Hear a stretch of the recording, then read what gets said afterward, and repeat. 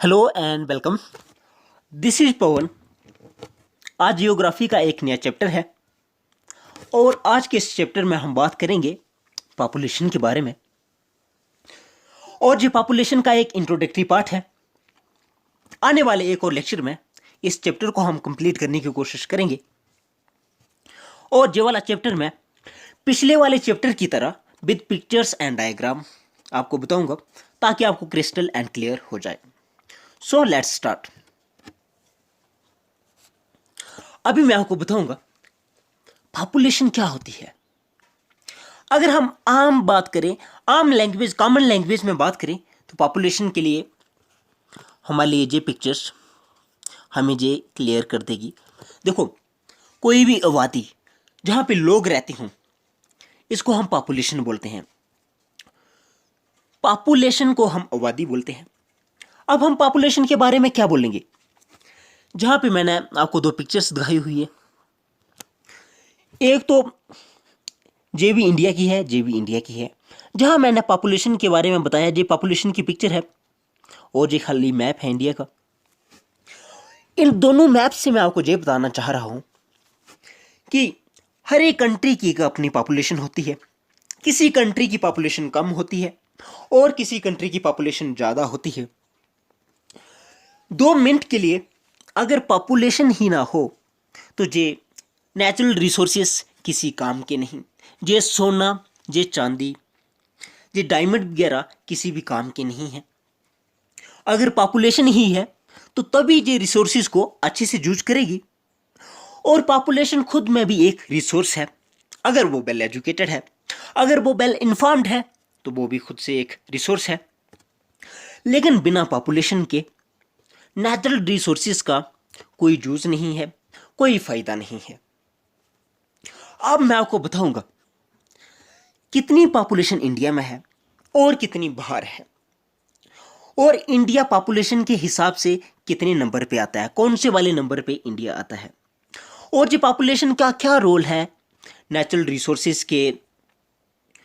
अगर हम इन दोनों को नेचुरल रिसोर्सेज के मतलब अगर हम बात करें तो पॉपुलेशन क्या रोल प्ले करती है, और ये पॉपुलेशन किस तरह से एक एसेट है, किस तरह से कैपिटल है, और किस तरह से ये खुद में एक रिसोर्स है, मैं आपको ये चीज़ें बताऊंगा।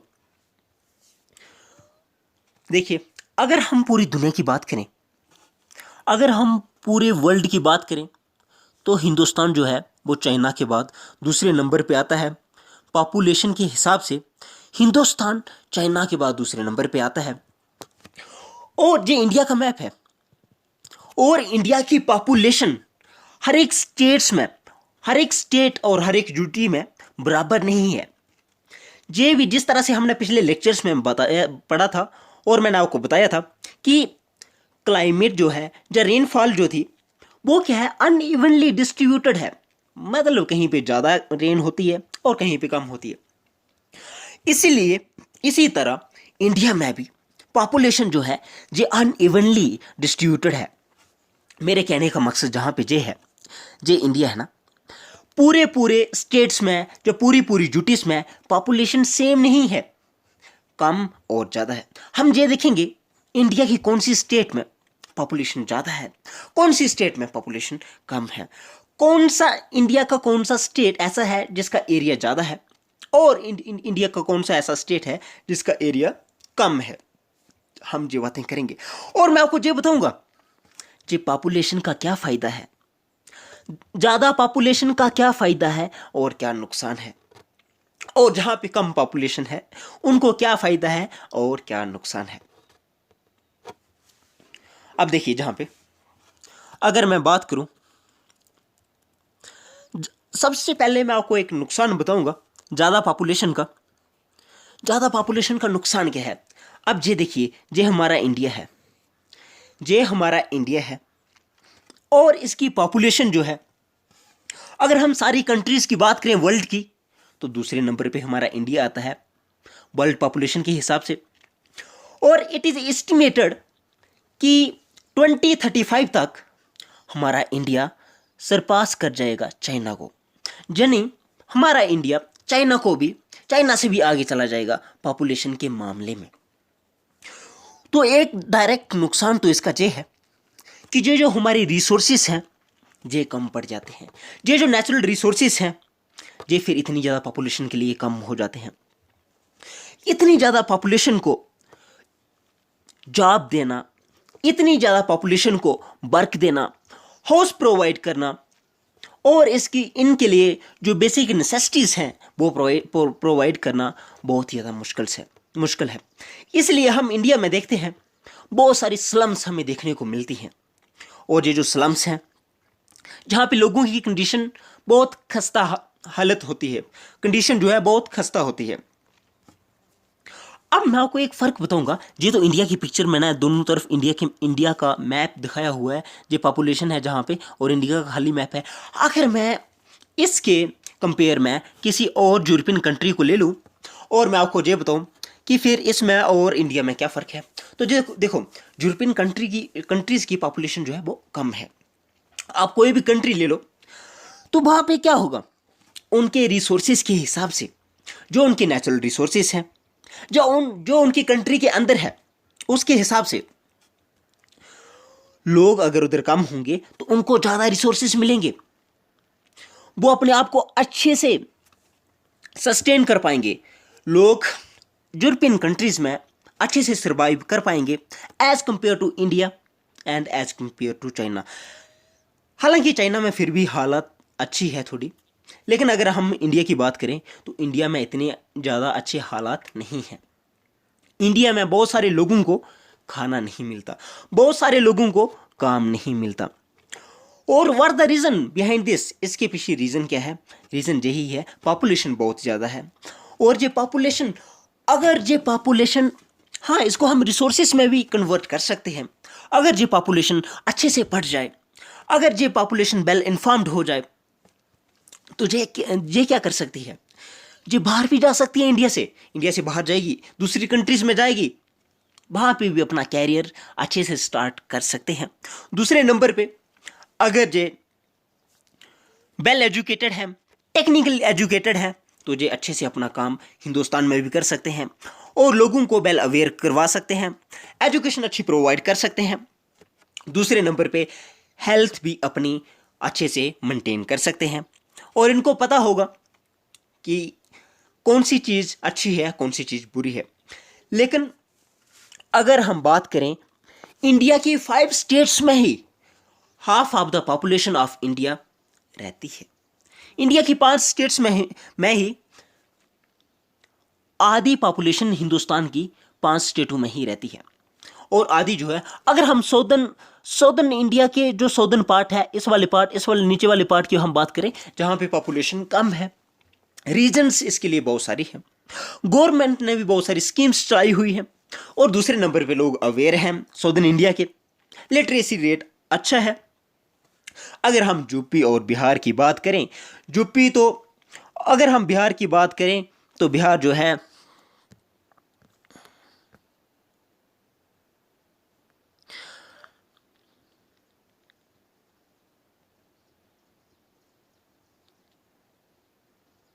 बिहार में बहुत ज़्यादा पॉपुलेशन है। अगर हम सबसे कम पॉपुलेशन की बात करें, वो कौन सी स्टेट है जहां पे सबसे कम पॉपुलेशन है, तो वो स्टेट है सिक्किम। अगर हम डेंसिटी की बात करें, फिर तो बिहार में ज़्यादा पॉपुलेशन है। इनके रकबे के हिसाब से इनकी ज़मीन में बहुत ज़्यादा पॉपुलेशन है। लेकिन अगर हम सबसे ज़्यादा बात करें कि सबसे ज़्यादा, मैं आपको बोल रहा था, देखिए अगर हम डेंसिटी की बात करें तो बिहार में पॉपुलेशन की डेंसिटी काफ़ी हाई है। बहुत छोटे से एरिया में बहुत ज़्यादा लोग रहते हैं। कहने का मकसद जहाँ पे ये है, अगर हम ये बात करें कितने स्क्वायर फीट में कितनी पॉपुलेशन रहती है, तो जहाँ बिहार में ये लोग ज़्यादा रहते हैं, डेंसिटी ज़्यादा है। लेकिन अगर हम ऐसे बात करें कि कौन सी स्टेट में सबसे ज़्यादा पॉपुलेशन है इंडिया की, तो वो स्टेट है यूपी।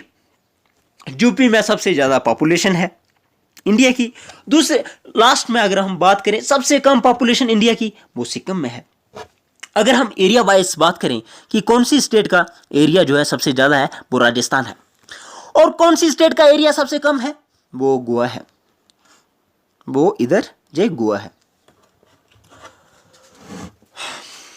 तो मैं अभी आपको बताऊंगा। देखिए, हमारे माइंड में फिर कंफ्यूजन आएगी, अगर राजस्थान में एरिया ज़्यादा है फिर यूपी में पॉपुलेशन ज़्यादा क्यों? तो रीज़न इसके लिए एक जे है। देखो, मैक्सिमम एरिया इन राजस्थान वो डेजर्ट है, और डेजर्ट वाले एरिया में लोग अडेप्टेशन नहीं कर पाते, वहाँ पे नहीं रह पाते, सर्वाइव नहीं कर सकते, इसलिए एरिया तो ज़्यादा है लेकिन जहाँ पे लोग ज़्यादा नहीं रहते। अगर हम यूपी की बात करें तो यूपी, जैसा कि हम जानते हैं, maximum portion of the Ganga flows in the state of UP, so it can be the reason कि पीपल जहाँ पे ज़्यादा रहते हैं, पॉपुलेशन जहाँ पे ज़्यादा है। देखो, इंडिया की 5 स्टेट्स ही ऐसी हैं जहाँ पे half of the population of India रहती है, और बाकी वाली स्टेट्स में आधी पॉपुलेशन रहती है। अगर हम साउदर्न इंडिया की बात करें तो इनकी पॉपुलेशन कम है। रीज़न एक ये भी है कि लिटरेसी जहाँ पे ज़्यादा है, और भी रीजंस हैं, लोग अवेयर हैं, वेल इन्फॉर्म्ड हैं, इसलिए। अगर हम नॉर्दर्न इंडिया की बात करें तो इधर पॉपुलेशन ज़्यादा है, और सबसे ज़्यादा पॉपुलेशन तो यूपी स्टेट की है। अभी मैं आपको बताऊंगा, हमारे इंडिया में अगर हम अडल्ट्स की बात करें तो अडल्ट्स कंप्राइज करते हैं 58.7%। ये डेटा जो है, इतने अडल्ट्स हैं आउट ऑफ 100, अगर मैं आउट ऑफ 100% अगर मैं बात करूं तो 58.7% अडल्ट्स हैं। एज्ड कितने हैं? 6.9% एज्ड हैं, और चिल्ड्रन की बात करूं तो 34.4% चिल्ड्रन हैं। देखिए, population wise countries of the world हमारे सामने पिक्चर है।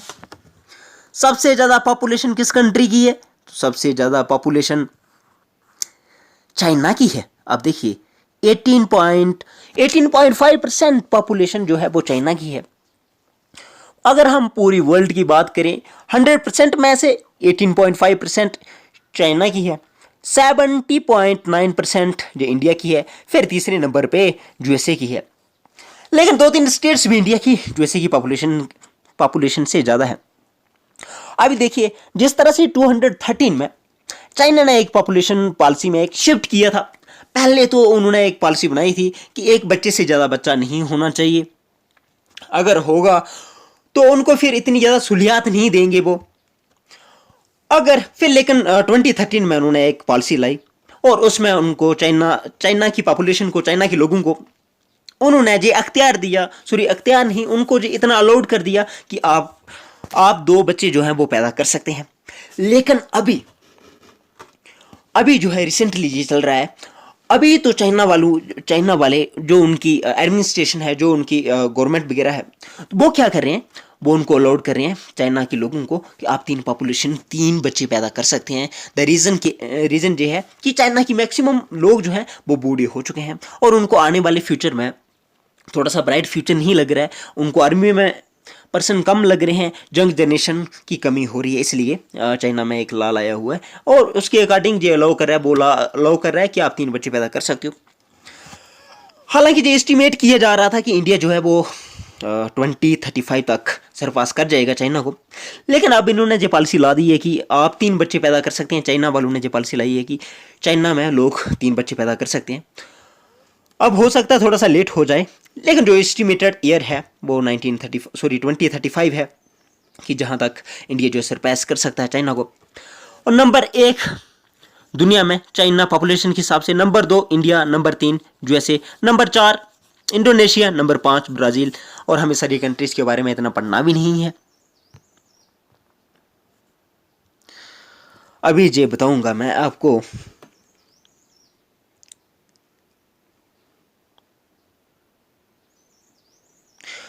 अगर हम पॉपुलेशन के हिसाब से देखें तो 100% में से इंडिया की है 17%, 100% में से इंडिया का 70% है, 70 आउट ऑफ 100%।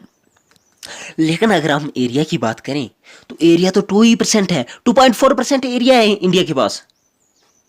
अगर हम एरिया की बात करें तो 2.4% है आउट ऑफ 100%।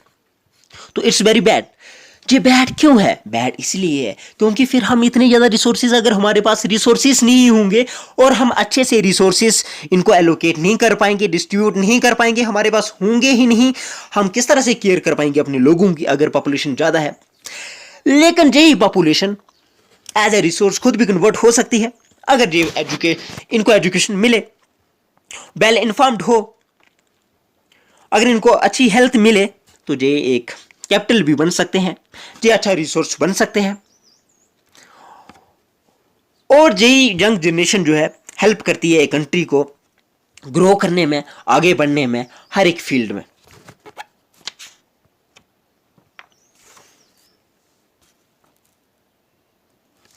अभी देखिए जिस तरह से मैं आपको बोल रहा था, अगर पॉपुलेशन ना होगी, रिसोर्सेस, नेचुरल रिसोर्सेस किस काम के, तो फिर तो कोई मतलब नहीं ना है। अगर पॉपुलेशन ही नहीं है तो फिर तो रिसोर्सेस बेकार है ना। लेकिन हद से ज्यादा पॉपुलेशन का होना भी अच्छा नहीं है, ये भी नुकसानदायक है, ये भी कंट्री की प्रोग्रेस के लिए एक रुकावट है, ये भी फुल स्टॉप लगाता है। आप देखिए यूरोपियन कंट्रीज में देखिए या वेस्टर्न कंट्रीज में देखिए, वहाँ की पॉपुलेशन इतनी ज़्यादा नहीं है, इसलिए वो अपने सिटीजन्स को अच्छे से हर एक चीज़ प्रोवाइड करते हैं।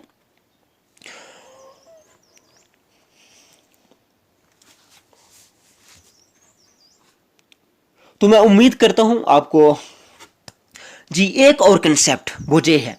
आप देखिए हर एक कंट्री क्या करवाती है, सेंसस करवाती है अपनी पॉपुलेशन को जानने के लिए, सेंसस करवाती है। अब सेंसस क्या होती है? शुमारी। जो लोग घरों में जाते हैं, काउंटिंग करते हैं, शुमारी करते हैं, कितने लोग हैं, कितने पढ़े लिखे हैं, कितने नहीं पढ़े हैं, कितने बच्चे हैं, कितने बड़े हैं, कितने बुजुर्ग हैं, इस तरह की जो काउंटिंग करते हैं। और ये जो डेटा फिर गवर्नमेंट को प्रोवाइड करते हैं और गवर्नमेंट उसी हिसाब से फिर आगे स्कीम बनाती है। स्कीम्स इसी हिसाब से इन्हीं चीज़ों को, इन्हीं डेटा को मद्देनजर रख के गवर्नमेंट क्या करती है, स्कीम्स बनाती है सेंसस के हिसाब से, और सेंसस करवाती है। बहुत सारी पॉलिसीज एंड प्रोग्राम्स जो बनते हैं इंडिया में या और कंट्रीज में, ये अपनी सेंसस अपने ये जो सेंसस करवाते हैं उसी हिसाब से सेंसस को मद्देनजर रख के ये अपनी पॉलिसीज बनाते हैं, प्रोग्राम्स बनाते हैं, लॉ रूल्स रेगुलेशन, ये सारा कुछ सेंसस को देख ही बनाते हैं। और ये जो पॉलिसी शिफ्ट होता है, मेजर पॉलिसी शिफ्ट, ये भी इसी हिसाब से सेंसस को भी मद्देनजर रख के किया जाता है। अभी इंडिया की पॉपुलेशन जो है जंक है, लेकिन एक टाइम पे इसको भी बुजुर्ग होना है, आगे जाना है। और अगर ये गवर्नमेंट ऑफ इंडिया अगर ये सेंसस नहीं करेगी, फिर अच्छे से स्कीम नहीं बना पाएगी, अच्छे से लॉज नहीं ला पाएगी, इसलिए सेंसस करना बहुत ज़्यादा ज़रूरी है। तो मैं उम्मीद करता हूँ कि आपको जो कंसेप्ट मैं बताने में सक्सेस रहा हूँगा। अगर आपको फिर भी कहीं पे कुछ प्रॉब्लम आती है, आप मुझे कमेंट बॉक्स में लिखिए, मैं रेक्टिफाई करने की कोशिश करूँगा। और इसके नेक्स्ट लेक्चर में जो भी फैक्चुअल डेटा है मैं आपके सामने प्रेजेंट करूँगा। और मैं कोशिश करूँगा कि एक और लेक्चर में, यानी अगले लेक्चर में, ये पॉपुलेशन वाला चैप्टर जो है वो ख़त्म हो जाए, कंप्लीट हो जाए, और आपको एक ब्रॉड व्यू मिले कि ये पॉपुलेशन का चैप्टर क्यों डाला गया है, इसका एम्स क्या है, ऑब्जेक्टिव्स क्या है, हमें क्यों पढ़ना चाहिए। तो चलो आज का लेक्चर खत्म करता हूँ। Thank you and bye.